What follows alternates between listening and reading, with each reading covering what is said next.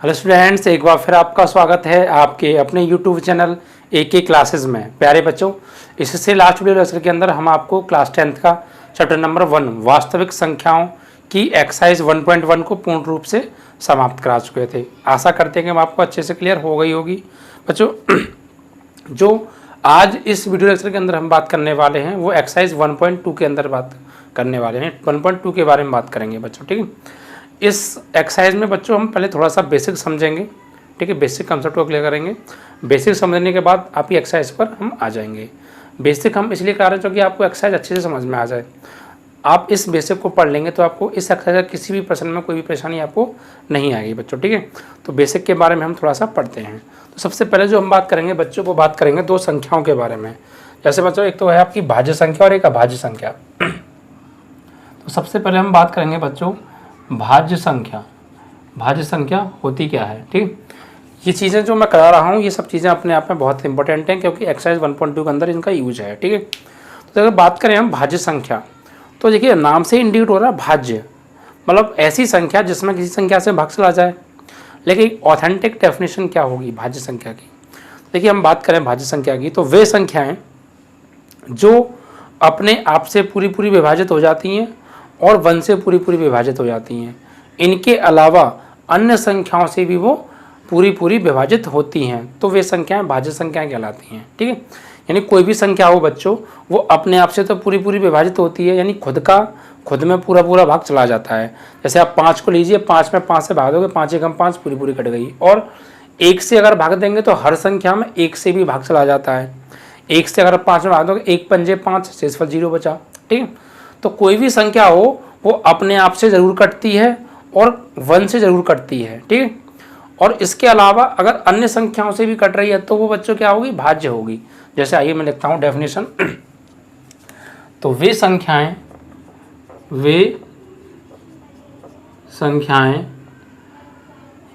जो 1 तथा अपने आप के अलावा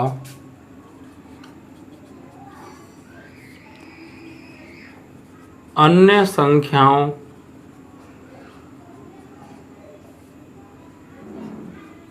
से भी पूरी पूरी विभाजित होती हैं, ठीक। यानी वे संख्याएं जो 1 से और अपने आप से तो पूरी पूरी विभाजित होंगी, इसके अलावा अन्य संख्याओं से भी विभाजित होंगी, तो वो संख्या कौन सी होंगी बच्चों, भाज्य। अब हम बात करेंगे कोई संख्या पूरी पूरी विभाजित हम कैसे माने कि ये पूरी पूरी विभाजित हो गई। तो बच्चों, भाग देने पर अगर शेषफल 0 आ जाए तो इसका मतलब हो गया कि वो पूरी पूरी विभाजित हो गई। और शेषफल 0 नहीं आ रहा, कुछ और आ रहा है बड़ा नंबर, तो इसका मतलब बच्चों वो पूरी पूरी विभाजित नहीं हुई है। तो पूरी पूरी विभाजित तभी होगी जब शेषफल क्या आएगा, 0 आएगा।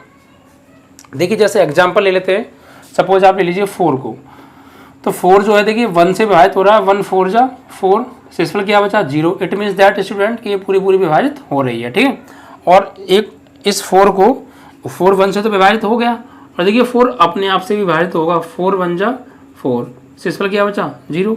तो मतलब ये जो है 1 से विभाजित हो रहा है पूरा पूरा और खुद से विभाजित हो रहा है। क्या अन्य संख्याओं से भी विभाजित हो रहा है? 1 और खुद के अलावा किसी और संख्या से भी ये 4 विभाजित हो रहा है पूरा पूरा। चेक करते हैं। देखिए बच्चों, ये 4 जो है 2 से भी हो जाएगा, 2 2 जा 4, शेषफल 0। तो मतलब ये जो 4 है 1 से विभाजित हो रहा है और खुद से विभाजित हो रहा है, इसके अलावा 2 से भी विभाजित हो रहा है। तो वही तो होती है हमारी भाज्य संख्याएं। कौन सी संख्याएं? जो 1 से और खुद से तो विभाजित हों, इसके अलावा अन्य संख्या से भी विभाजित हों, तो वो संख्या कौन सी होती है, भाज्य संख्या होती है, ठीक है। और एक चीज़ और बता दूं मैं बच्चों, जैसे इस 4 को ये 1 डिवाइड कर रहा है, 4 भी डिवाइड कर रहा है, 2 भी डिवाइड कर रहा है, तो ये जो संख्याएं इस 4 को काट रही हैं वो सब संख्याएं इस 4 की क्या कहलाएंगी, गुणनखंड कहलाएंगी, फैक्टर कहलाएंगी। अगर किसी एक संख्या को किसी दूसरी संख्या से भाग दें और वो संख्या उसको पूरा पूरा काट दे, तो वो दूसरी संख्या पहली संख्या की क्या कहलाती है, गुणनखंड, ठीक है। पर जो संख्याएं किसी संख्या को पूरा पूरा विभाजित करती हैं वो संख्याएं सभी गुणनखंड कहलाती हैं उस संख्या की जिसको कि वो विभाजित कर रही हैं, ठीक है। तो पूरा पूरा विभाजित कर रही है तो मीन बच्चों गुणनखंड है वो उसकी। तो आप समझ गए बच्चों भाज्य संख्या मतलब 1 से और खुद से तो विभाजित होगी। कोई भी संख्या हो, देखिए आप किसी भी संख्या को ले लीजिए, वो 1 से विभाजित हो जाती है जरूर, हर संख्या 1 से विभाजित होती है और खुद से भी वो पूरी पूरी विभाजित होती है। आप किसी भी संख्या को ले लीजिए, वो 1 से तो जरूर कटेगी पूरी पूरी और खुद से भी कटेगी, ठीक है। तो मतलब कोई भी संख्या हो वो खुद का गुणनखंड होती है, जो कि खुद से कट रही है ना पूरी पूरी, तो वो खुद का गुणनखंड है, और 1 से पूरी पूरी कटती है तो वो 1 भी उसका गुणनखंड है, ठीक है। तो कोई भी संख्या 1 से और खुद से कट जाती है और वो खुद का ही क्या होती है, गुणनखंड होती है, 1 भी उसका क्या होता है, गुणनखंड होता है। अगर अन्य संख्याओं से भी कट रही है, वो 1 और खुद को छोड़ के अन्य से भी कट रही है, तो फिर क्या होगी, भाज्य होगी, ठीक है। तो आप समझ गए होंगे भाज्य। इसी तरीके से आप और भी संख्या ले सकते हैं। आप 12 को ले लीजिए, देखिए 12 को अगर आप लेंगे, देखिए 12 किससे कट रहा है, 1 से कटेगा और खुद से कटेगा, यानी 1 से और खुद से तो कट ही रहा है। अब इसके अलावा 3 से भी कटता है, 4 से भी कटता है, 6 से भी कटता है, तो अन्य संख्याओं से भी तो कट रहा है, तो ये कौन सी संख्या हो गई, भाज्य। आप और किसी को ले लीजिए, 15 को ले लीजिए, 15 देखिए 1 से कटता है और 15 से कटता है, इसके अलावा 3 से कटता है, 5 से कटता है, यानी 1 से और खुद से तो कट ही रहा है, इसके अलावा अन्य संख्याओं से भी कट रहा है। तो इट मीन्स दैट बच्चों ये भी क्या है, एक भाज्य संख्या है, ठीक है। तो भाज्य संख्या की पहचान क्या है कि वो 1 से और खुद से के अलावा अन्य संख्याओं से भी पूरी पूरी विभाजित होगी। और हम ये भी कह सकते हैं बच्चों, या भाज्य संख्या के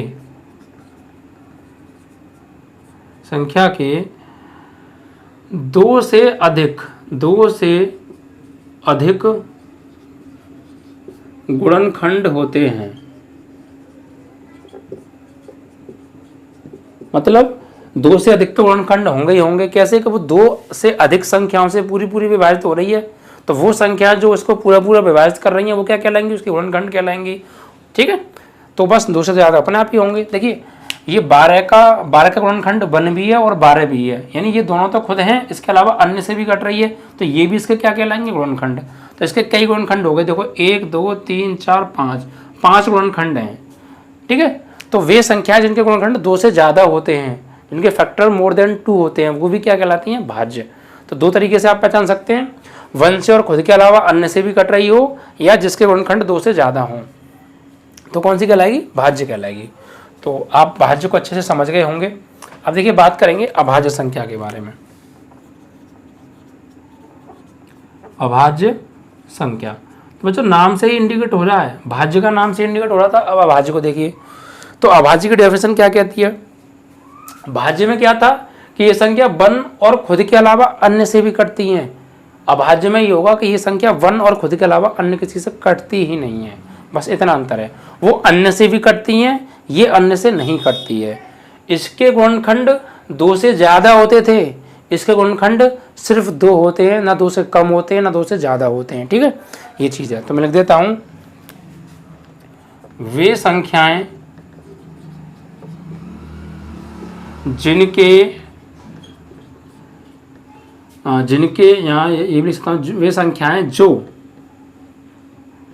सिर्फ 1 व खुद से पूर्ण विभाजित होती हैं,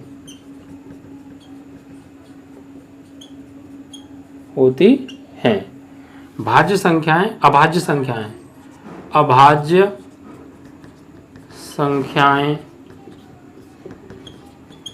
कहलाती हैं, ठीक है। या हम ये भी सकते हैं, या जिन संख्याओं के सिर्फ 2 गुणनखंड होते हैं, 2 गुणनखंड होते हैं, ठीक, ओनली 2 फैक्टर्स, ओनली 2, ना तो 2 से ज़्यादा और ना 2 से कम। जैसे आप ले लीजिए 5 को, तो बच्चों 5 देखिए 1 से कट जाएगा, 1 5 जा 5, रिमाइंडर 0 आ गया। और देखिए 5 से कट जाएगा, 5 बन जा 5, शेष पर 0। तो ये 5 जो है 1 से पूरा पूरा विभाजित हो रहा है और खुद से पूरा पूरा विभाजित हो रहा है। क्या इनके अलावा किसी अन्य संख्या से 5 पूरा पूरा विभाजित हो रहा है, तो नहीं होगा। आप देख लीजिएगा, देखें, ठीक है। तो 5 जो है 1 से विभाजित होगा और खुद से होगा, इसके अलावा किसी और से होगा ही नहीं। तो फिर ये कैसी संख्या होगी, अभाज्य संख्या होगी। और जब ये 1 से विभाजित हो रहा है और खुद से हो रहा है, तो ये दोनों इसके क्या हो गए, गुणनखंड हो गए। तो इसके 2 ही गुणनखंड हैं, ठीक है। जब दो ही संख्याओं से विभाजित होगा, ना दो से कम से होगा ना दो से ज़्यादा से होगा, सिर्फ दो ही संख्याओं से विभाजित होता है, एक तो 1 से और एक खुद से, तो दो ही गुणनखंड होंगे इसके। ठीक है, तो और यही इसकी डेफिनेशन कह रही है। और भी आप देख लीजिए, किसी को ले लीजिए, आप 13 को ले लीजिए। 13 देखो 1 से 1 बन जा 1, शेषफल 0, फिर 3 ले लिया, 1 3 जा 3। ठीक है, तो 1 जो 13 है वो 1 से डिवाइड हो गया, और 13 खुद से डिवाइड हो जाएगा, 13 बन जा 13, तो शेषफल 0। इसके अलावा अन्य किसी से 13 डिवाइड होगा ही नहीं, इसके सिर्फ दो ही फैक्टर हैं, 1 और खुद, अन्य कोई फैक्टर है ही नहीं, तो ओनली 2 फैक्टर रखते हैं अभाज्य संख्या। ठीक है, तो इस तरीके से बच्चों आप अभाज्य संख्या को समझ रहे होंगे, मतलब वे संख्याएं जो खुद से और 1 से पूरी पूरी विभाजित होती हैं, किसी अन्य संख्याओं से नहीं, अभाज्य संख्या कहलाती हैं। और भाज्य संख्याएं जो 1 और खुद के अलावा अन्य संख्याओं से विभाजित हों, दो से ज़्यादा फैक्टर हों, भाज्य संख्या कहलाती हैं। तो बच्चों अब भाज्य अभाज्य संख्याओं के कंसेप्ट को अच्छे से समझ गए होंगे। अब हम बात करेंगे बच्चों, एक थ्योरम है आपकी 1.2 एक्सरसाइज में, अंक गणित की आधारभूत प्रमेय। ठीक है, ये अगर आप बच्चों बुक से पढ़ेंगे तो आपको पल्ले नहीं पड़ने वाली, बहुत कन्फ्यूजन वाला है, बट मैं यहाँ पर अगर समझाऊंगा तो आपको पूरी बात समझ में आएगी, बहुत सिंपल लैंग्वेज में। देखिए क्या है, अंक गणित की आधारभूत प्रमेय, ये क्या कहती है बच्चों प्रमेय? ये कहती है बच्चों कि आप कोई भाज्य संख्या ले लीजिए। भाज्य संख्या मतलब जिसके फैक्टर 2 से ज़्यादा हों, जो 1 और अपने आप के अलावा अन्य संख्याओं से भी विभाजित हो रही हो। तो आप एक किसी भाज्य संख्या को ले लीजिए और उसके अभाज्य ऋणखंड कीजिए। तो उसके जो अभाज्य ऋणखंड होंगे ना, वो कैसे होंगे बच्चों? अद्वितीय होंगे, मतलब उन जैसा कोई और होगा नहीं। अद्वितीय मीन्स बच्चों कि उन जैसा कोई और हो ही ना, मतलब अकेले हों, यूनिक। ठीक है, यूनिक बोलते हैं उन्हें। तो मतलब किसी भाज्य संख्या के अगर हम अभाज्य ऋणखंड करें तो वो अपने आप में अद्वितीय होंगे। ठीक है, और उनको हम और ज़्यादा गुणनखंडित नहीं कर सकते, मतलब जो गुणनखंड आएंगे निकल के उनको हम और ज़्यादा छोटा नहीं कर सकते, उन गुणनखंडों को हम और ज़्यादा नहीं तोड़ सकते। ये कहती है ये अंक गणित की आधारभूत प्रमेय। तो देखिए मैं लिख देता हूँ क्या होती है। किसी भाज्य संख्या को अभाज्य गुणनखंडों के रूप में लिखा जा सकता है, मतलब किसी भाज्य संख्या को हम अभाज्य गुणनखंडों के रूप में लिख सकते हैं, और जो वो अभाज्य गुणनखंड होंगे वो अपने आप में क्या होंगे? अद्वितीय। और वे अभाज्य गुणनखंड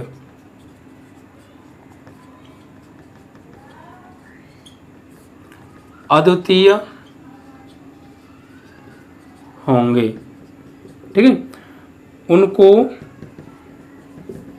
और गुणनखंडित मतलब फैक्टराइज नहीं किया जा सकता, नहीं किया जा सकता है। ठीक है बच्चों, मतलब ये कह रही है कि अगर कोई आपके पास भाज्य संख्या है तो उसके हम अभाज्य गुणनखंड कर सकते हैं, और वो जो अभाज्य गुणनखंड होंगे वो अपने आप में कैसे होंगे? अद्वितीय होंगे, मतलब उन जैसा कोई और होगा नहीं, और उनको और ज़्यादा फैक्टराइज नहीं कर सकते, और ज़्यादा उनको छोटा हम नहीं कर सकते। ठीक है, जैसे एग्जांपल लें, सपोज आप ले लीजिए 14, तो 14 के जब आप फैक्टर करेंगे, अभाज्य गुणनखंड करेंगे, तो 2 7 जा 14 एंड 7 बन जा 7। ठीक है, तो जो 14 के जो फैक्टर हुए बच्चों वो क्या हुए? 2 × 7। तो देखिए बच्चों डेफिनेशन कह रही है कि कोई भाज्य संख्या है, भाज्य संख्या 14 है क्योंकि 2 से हो रही है, 7 से हो रही है, खुद से हो रही है, मोर देन 2 फैक्टर है तो भाज्य है। तो किसी भाज्य संख्या के अभाज्य गुणनखंडों के रूप में लिखा जा सकता है। तो ये अभाज्य गुणनखंड हो गए, इस रूप में हमने इनको लिख दिया। और ये जो अभाज्य गुणनखंड होंगे अपने आप में अद्वितीय होंगे, मतलब ये जो 2 है ये अपने आप में अद्वितीय है, क्योंकि 2 पूरी दुनिया में अकेला एक ही 2 है, कोई और दूसरा 2 आपने देखा है क्या? अगर वो होगा तो वो यही होगा। ठीक है, तो अद्वितीय हो गए ना, कोई और इन जैसा है ही नहीं, सिंगल पीस है। तो 2 क्या है? अपने आप में सिंगल है। 7 भी अपने आप में सिंगल है, कोई और 7 है क्या दुनिया में? नहीं, एक ही 7 है। आप जहाँ भी देखेंगे वो वहाँ पर यही 7 होगा, कोई नया 7 नहीं आएगा कि साहब एक 7 ही हो गया, एक और 7 है, ये अलग है 7 ही, लेकिन ऐसे कुछ हो जाएगा, नहीं हो सकता, सिर्फ एक ही 7 है।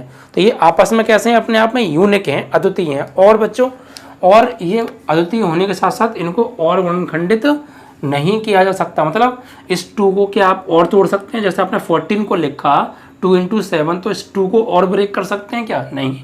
इस 7 को और ज़्यादा तोड़ सकते हैं, और छोटा कर सकते हैं क्या? इसके और गुणनखंडित कर सकते हैं क्या? और गुणनखंड कर सकते हैं? नहीं कर सकते।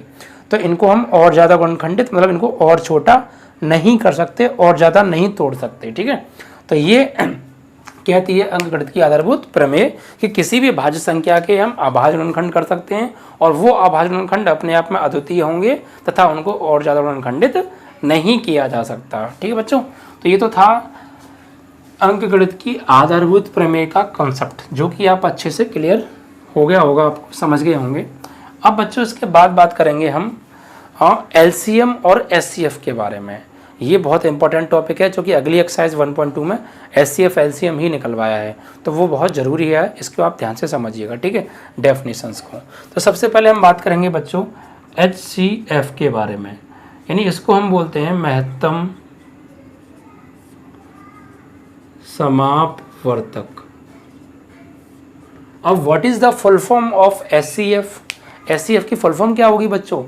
एच मीन्स होता है बच्चों highest, C for common, F for factor, highest common factor, महत्तम समापवर्तक, ये इसकी फुल फॉर्म है। अब देखिए डेफिनेशन क्या कहती है, एचसीएफ होता क्या है। देखिए बात करें हम बच्चों एचसीएफ की, तो एचसीएफ क्या होता है कि सपोज कोई संख्या है, उसके हमने अभाज्य गुणनखंड किए, 2 या 2 से अधिक संख्याएं हैं, उनके हमने क्या किए, अभाज्य गुणनखंड किए। तो उन अभाज्य गुणनखंडों में जो उभयनिष्ठ न्यूनतम घातें होंगी, उनका जो गुणनफल होगा वो क्या होगा, एचसीएफ होगा। ठीक, मतलब कुछ संख्याएं 2-3 संख्याएं उनके अभाज्य गुणनखंड किए, और उनमें जो उभयनिष्ठ नंबर हैं उनको ले लीजिए, उभयनिष्ठ घातों वालों को, और उनका गुणा कर दीजिए आप। तो गुणा करने पर जो आंसर आएगा, जो नंबर मिलेगा, वही क्या होगा, आपका एचसीएफ होगा उन संख्याओं का। तो डेफिनेशन देखिए कैसे लिखेंगे कि 2 या 2 से अधिक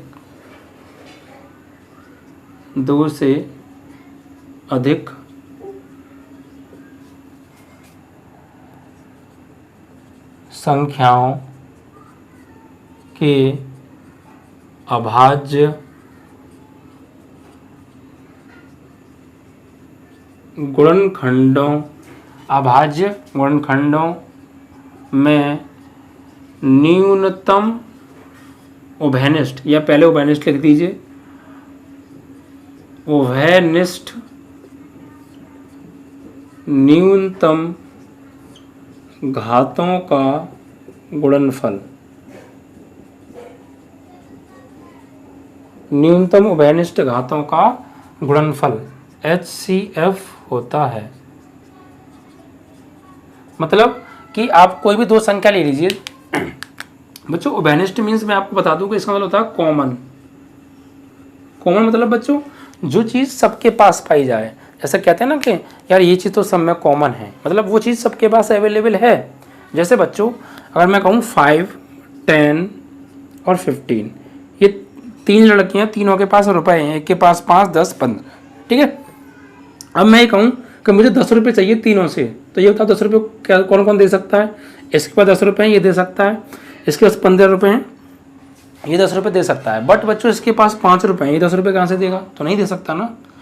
तो हम कॉमन वो होता है, कॉमन ऐसी संख्या होती है जो सबके पास हो, लेकिन जिसके पास सबसे कम हो। तो देखिए 5 अगर मैं मांगूंगा तो 5 ये भी दे देगा, ये भी दे देगा, ये भी दे देगा, तो 5 सबके पास मिल जाएगा। तो 5 क्या हो गया? उभयनिष्ठ हो गया, कॉमन हो गया इन तीनों में से। मतलब ऐसी संख्या जो सबके पास हो लेकिन जिसके पास सबसे कम हो, वो होता है हमारा कॉमन। ठीक है, उभयनिष्ठ। देखिए बच्चों अब एक एग्जाम्पल लेते हैं और समझाते हैं। जैसे सपोज तो जैसे मान लीजिए आपके पास 48 है एक, तो ठीक है, और एक आप ले लीजिए बच्चों,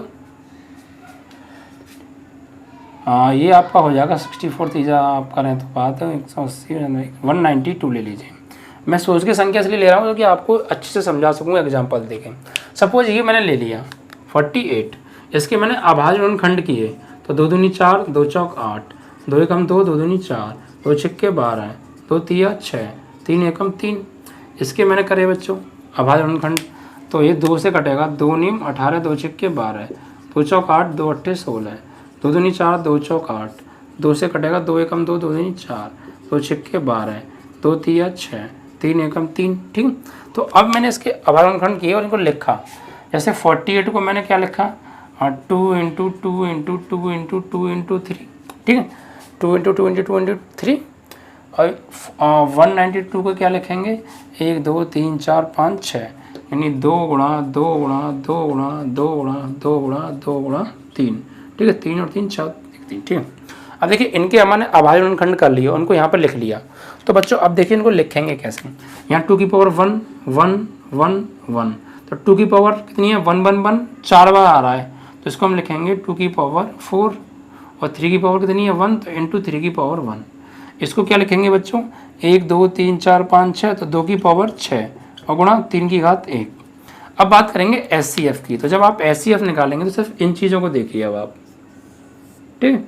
तो इनमें ये देखिए बच्चों कि what is the definition of SCF according to definition. आप चलिए, तो इसमें क्या है, क्या कहा है देखिए, उभयनिष्ठ यानी वो जो दोनों जगह अवेलेबल हो, यहाँ भी हो और यहाँ भी हो, तो उभयनिष्ठ।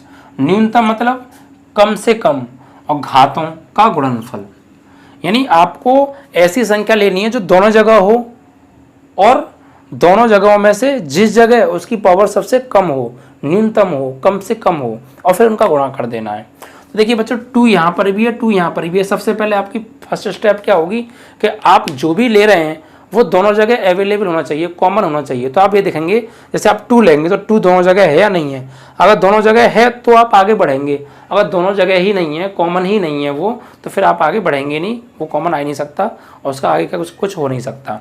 लेकिन यहाँ पर 2 यहाँ पर भी है, 2 यहाँ पर भी है, तो कॉमन तो है, दोनों जगह है 2, कॉमन तो है, उभयनिष्ठ तो है। अब न्यूनतम घात, तो इन दोनों में से न्यूनतम घात किस जगह पर है, यहाँ 2 की पावर 6 है, यहाँ 2 की पावर 4 है। तो बच्चों न्यूनतम घात मतलब छोटी से छोटी, तो सबसे छोटी पावर कहाँ है, यहाँ पर है। यहाँ 2 की पावर 6 है, यहाँ 2 की पावर 4 है, तो छोटी पावर न्यूनतम पावर ये है, तो इसको लेंगे। उभयनिष्ठ के साथ साथ न्यूनतम पावर भी देखनी है आपको, तो उभयनिष्ठ तो है, उभयनिष्ठ है तो आगे बढ़ोगे, और वही नहीं है तो फिर आगे बढ़ना बेकार है। तो 2 की पावर यहाँ पे 6 है या 4 है, उभयनिष्ठ तो है, लेकिन न्यूनतम पावर कौन सी है, ये वाली, तो इसे लेंगे 2 की पावर 4, और इंटू 3 में आ जाइए आप। देखिए 3 की पावर 1 यहाँ पर है, 3 की पावर यहाँ पर है, कॉमन तो है, 3 कॉमन है। अब कॉमन के बाद ये देखिए कि अब पावर छोटी कहाँ पर है, तो बच्चों दोनों जगह पावर सेम है। अगर सेम है तो फिर कोई सी भी ले लीजिए, कोई दिक्कत नहीं है। अगर एक छोटी एक बड़ी होती तो छोटी वाली को लेते पावर को, ठीक है। तो यहाँ पर किसी को भी ले सकते हैं, 3 की पावर 1 ले लीजिए। अब इसको सॉल्व कीजिए, तो 2 की घात 4 मतलब 16 और गुणा 3, तो 16 3 48, तो 48 क्या हो गया बच्चों, SCF हो गया। और किसका SCF हो गया, ये 48 और 192 का SCF हो गया 48, ठीक है। और बच्चों ये कैसे पहचानेंगे कि ये वाकई में इसका SCF है, तो जो SCF होता है ना, वो हमेशा जिन संख्याओं का वो SCF है, वो SCF उन संख्याओं को पूरा पूरा विभाजित करता है। तो आप 48 से भाग देना, 48 में तो कट ही जाएगा, और 192 में दोगे तो ये भी कट जाएगा, 4 बार कटेगा।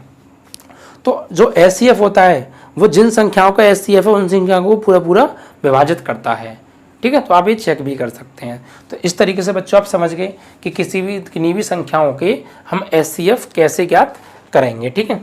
अब बात करते हैं बच्चों LCM के बारे में। तो LCM की डेफिनेशन बच्चों देखिए क्या कहती है। LCM इसको हम बोलते हैं बच्चों लघुत्तम समापवर्तक।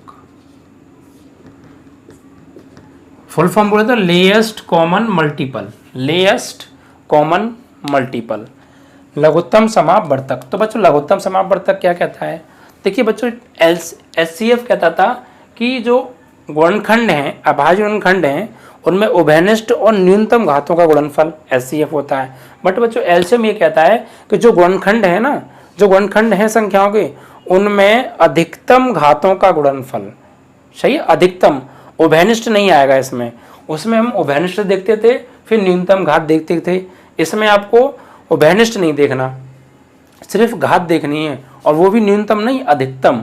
अधिकतम घातों का गुणनफल क्या होता है, एलसीएम होता है। मैं लिखता हूँ यहाँ पर 2 या 2 से अधिक संख्याओं के अभाज्य गुणनखंडों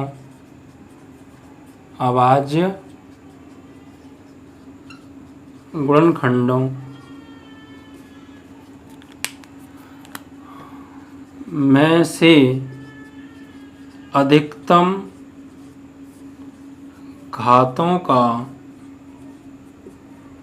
गुणनफल एलसीएम होता है। मतलब सिर्फ अधिकतम घातों को लेना है, ठीक है। वहाँ उभयनिष्ठ और न्यूनतम, यहाँ उभयनिष्ठ का कोई चक्कर नहीं है। दोनों जगह हो या ना हो कोई मतलब नहीं, एक जगह भी है तो भी ले लिया जाएगा और दोनों जगह है तब भी लिया जाएगा। तो वहाँ पर क्या था, वहाँ दोनों जगह होना चाहिए तभी ले सकते थे, एक जगह हो तो नहीं ले सकते थे। यहाँ एक जगह हो या दोनों जगह हो या तीनों जगह हो आप ले लेंगे, ठीक है। और अधिकतम पावर वाले को लेंगे, ठीक। और अगर दोनों जगह सेम है तो फिर तो कोई सा भी ले लीजिए, वहाँ भी यही था यहाँ भी यही है। देखिए बच्चों एग्जाम्पल लें हम, तो आप लीजिए 3 3 9 9 54 ले लीजिए, ठीक है। और आप ले लीजिए आपका 162 ले लीजिए, ठीक है, ये ले लीजिए। अब देखिए बच्चों, तो यहाँ पर क्या करने वाले हैं, इनके पहले अभाज्य गुणनखंड कीजिए। तो 2 दूनी 4, 2 सत्ते 14, 3 निम 27, 3 तिया 9 और 3 एकम 3। इसके आप फैक्टर कीजिए। तो 2 अट्ठे 16, 2 एकम 2, तो अब ये 3 से कटेगा तो 3 दूनी 6, उतना बच्चा 2 बचा, 3 सत्ते 21, फिर 3 निम 27, फिर 3 तिया 9 और 3 एकम 3। तो बच्चों इनके हम फैक्टर लिखेंगे तो कैसे लिखेंगे, 54 को हम ले सकते हैं 2 इंटू को लिखेंगे हम 2 इंटू 3 इंटू 3 इंटू 3 इंटू 3, ठीक है, 4 आ रहे हैं। अब देखिए बच्चों इनको कैसे ब्रेक करेंगे, इसको हम लिखेंगे बच्चों 2 की पावर 1 है तो 2 की पावर 1 इंटू 3 की पावर 3। भाई यहाँ पर कितना है, ये 2 की पावर 1 है क्योंकि 2 एक बार आ रहा है। और यहाँ पे देखिए यहाँ 2 की पावर 1 इंटू 3 की पावर कितना है 4, ठीक है। तो अब देखिए अब हमको एलसीएम निकालना तो सिर्फ यहाँ फोकस करना पड़ेगा, यहाँ पर और इसमें यहाँ पर। तो अब देखिए बच्चों what is the definition of LCM. Definition की जो एलसीएम की डेफिनेशन है वो ये कहती है कि अधिकतम घातों का गुणनफल। तो आप देखिए अधिकतम घात, देखिए सबसे ज़्यादा 2 आ रहा है वैसे। अभी देखिए 2 की सबसे ज़्यादा पावर कितनी है, तो 2 की पावर सबसे ज़्यादा 1 ही है, यहाँ भी 1 यहाँ भी 1 और एक जगह होता कोई दिक्कत नहीं है। तो फिर दोनों जगह सेम है तो कोई सी एक ले लो, 2 की पावर 1।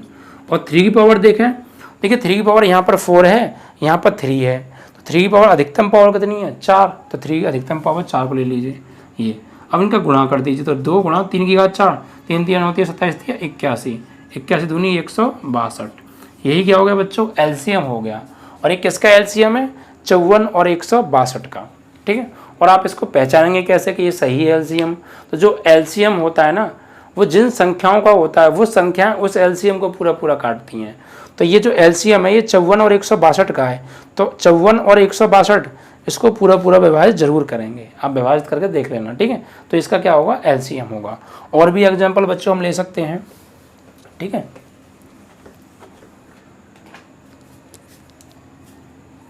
जैसे आप 36 को ले लीजिए, ठीक, और आप ले लीजिए 48, और आप लेंगे तो 132 ले लीजिए आप, ठीक है। और एक और संख्या ले, 3 संख्या ले लेते हैं, चलिए हम, आप ले लीजिए, आप जो है 24 ले लीजिए, ठीक। अब देखिए तीनों के फैक्टर करिए आप, 36 के फैक्टर करेंगे तो 2 एकम 2, 2 अट्ठे 16, 2 नियम 18, 3 तिया 9, 3 एकम 3, 132 के करिए आप, 2 छक्के 12, 2 छक्के 12, 2 तिया 6, 2 तिया 6, 3 एकम 3, 3 एकम 3, ठीक है। और यहाँ पर 11 एकम 11, यहाँ पर आप फैक्टर कीजिए तो ये 2 एकम 2, 2 दूनी 4, 2 छक्के 12, 2 तिया 6, 3 एकम 3, ठीक है। अब इनको लिखिए बच्चों, तो लिखेंगे कैसे देखिए, तो 36 को हम लिखेंगे 2 गुणा 2 3 गुणा 3, 2 गुणा 2 3 गुणा 3। तो इसको हम लिख सकते हैं 2 की घात 1 और 1, 2 की घात 2 और 3 की घात 1 और 1, 3 की घात 2। अब लिखेंगे बच्चों 132, तो 132 को क्या लिखेंगे, इसको हम लिखेंगे 2 गुणा 2, 2 गुणा 2 गुणा 3 गुणा 11, मतलब 2 की घात 2, 3 की घात 1 और 11 की घात भी 1। ठीक है, अब 24 को आप लिखिए, तो 24 को बच्चों हम लिखेंगे 2 गुणा 2 गुणा 2 गुणा 3, मतलब 2 की घात 3 और 3 की घात 1। अब बच्चों हम चेक करेंगे एलसीएम। जब एलसीएम लेंगे तो सिर्फ इन चीज़ों को आप देखिए बस, ठीक है, इन चीज़ों पर फोकस करिए आप। तो इन तीनों संख्याओं का एलसीएम क्या कहता है? अधिकतम घातों का गुणनफल।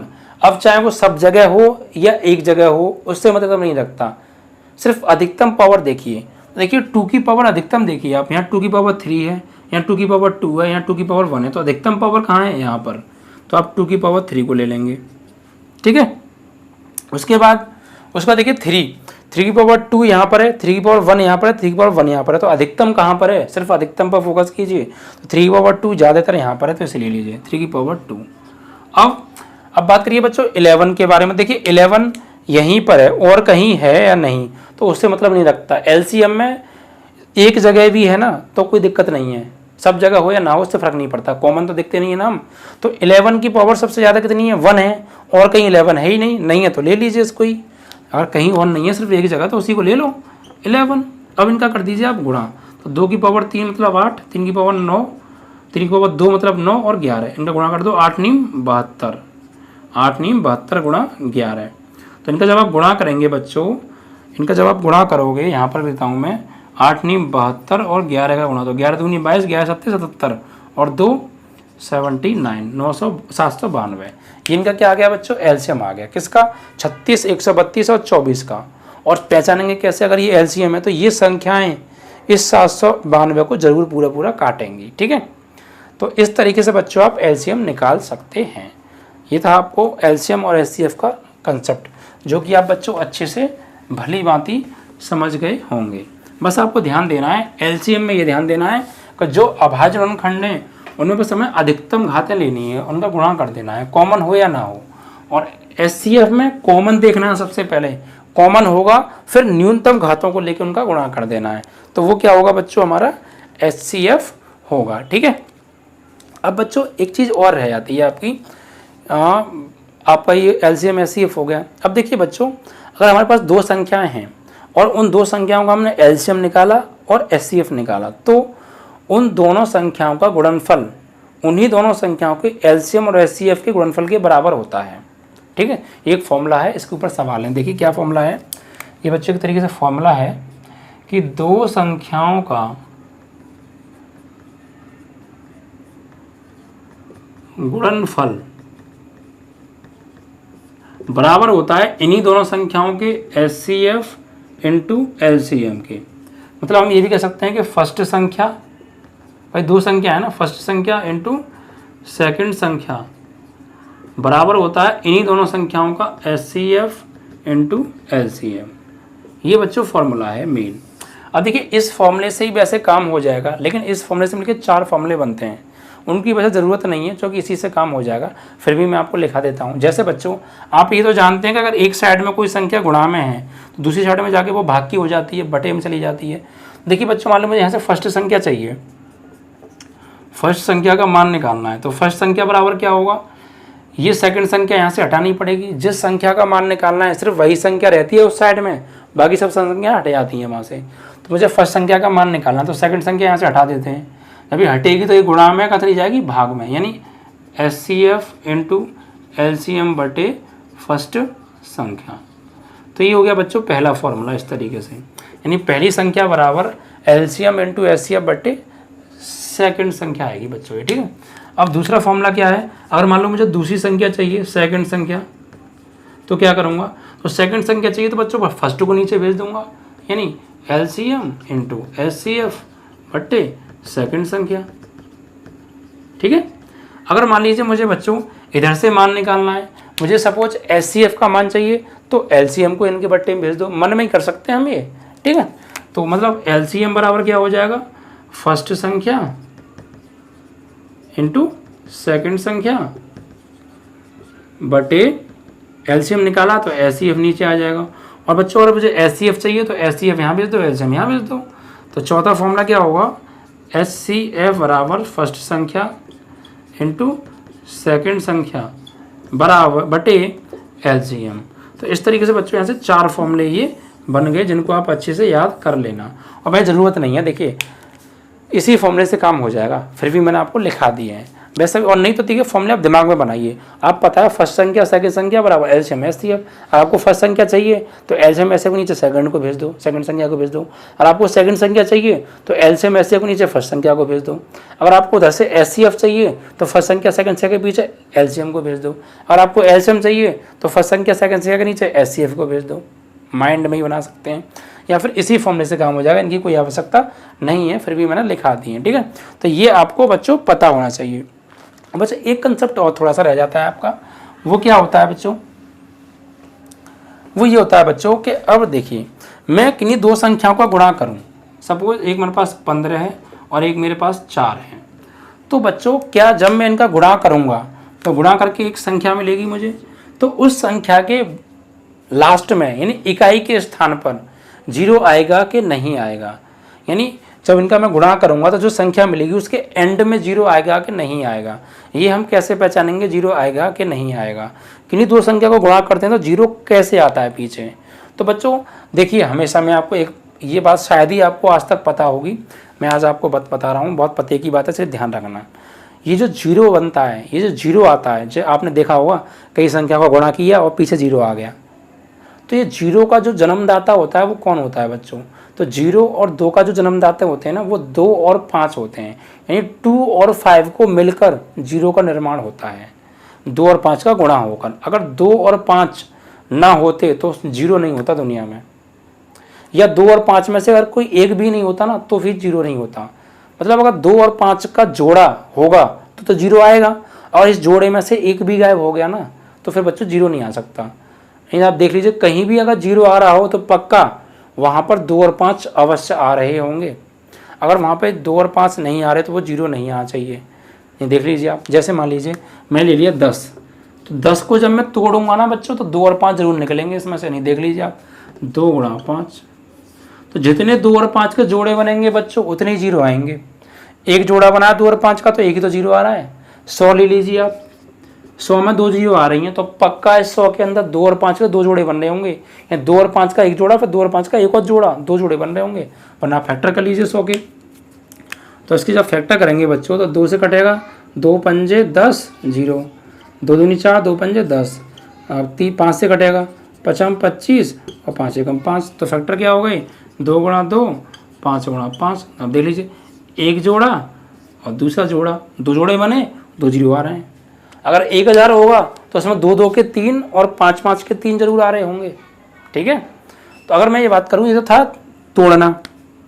सपोज मेरे पास कुछ संख्या है, मैं आपको शॉर्ट ट्रिक में गुणा करना भी सिखाऊंगा।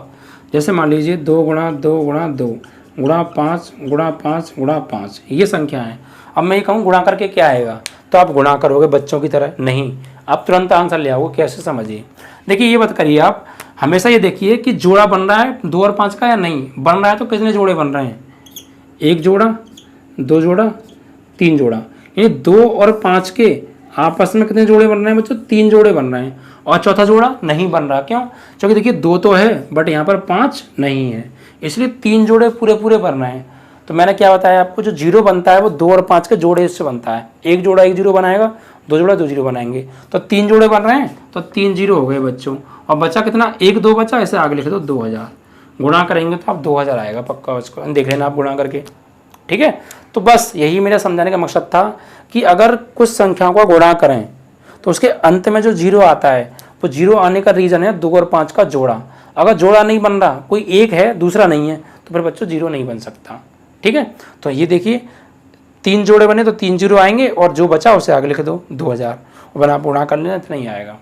और मैं ये कहूँ कि ये 12 है, सही है, अगर मैं 12 के फैक्टर करूँगा, या फिर मान लीजिए मेरे पास 6 की घात 3 है, तो मैं 6 की घात 3 को सॉल्व करूँगा तो क्या अंत में 0 आएगा। तो 6 की घात 3 के आप फैक्टर करिए, अगर 2 और 5 के जोड़े बन रहे होंगे तो 0 आएगा, वरना नहीं आएगा। तो हमने फैक्टर किए 6 की घात 3 का मतलब क्या होता है, 6 गुणा 6 गुणा 6, फैक्टर करो इसके 2 गुणा 3, इसके फैक्टर करो 2 गुणा 3, इसके फैक्टर करो 2 गुणा 3।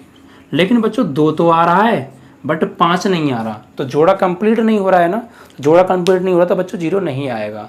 ठीक है, जोड़ा 2 तो आ रहा है बट 5 नहीं आ रहा, जोड़े में से एक नंबर आ रहा, दूसरा आ ही नहीं रहा, तो जोड़ा नहीं बना, जोड़ा नहीं बना तो 0 नहीं आ सकता। तो इसको जब सॉल्व करेंगे तो गुणा करेंगे तो बच्चों पीछे 0 नहीं आएगा। ठीक है, तो 0 आने का रीज़न क्या है, 2 और 5 का जोड़ा बनना आवश्यक है। जैसे मान लीजिए आपने किए 20 की पावर 2 के फैक्टर करो, तो इसमें तो 0 आएगा ही आएगा। क्यों? क्योंकि देखिए इसके फैक्टर करिए आप, 2 और 5 के जोड़े बनेंगे, 20 के फैक्टर करो, 2 दूनी 4 पंजे 20, तो एक जोड़ा बन रहा है ना, तो 0 पक्का इसमें आएगा राइट हैंड में। तो मतलब मेरा समझाने का मोटिव ये था कि जब किन्हीं संख्याओं का गुणा करें या किसी नंबर की पावर है कुछ, उसको सॉल्व करें, तो 0 लास्ट में कब आता है, जब उस संख्या के अंदर 2 और 5 के फैक्टर मौजूद होंगे। अगर 2 और 5 के फैक्टर मौजूद नहीं है तो बच्चों राइट हैंड में 0, लास्ट में 0 नहीं आ सकता। ठीक है, तो ये तो था बच्चों आपका बेसिक कंसेप्ट एक्सरसाइज 1.2 का। अब इसके बाद हम सवालों की बात करें।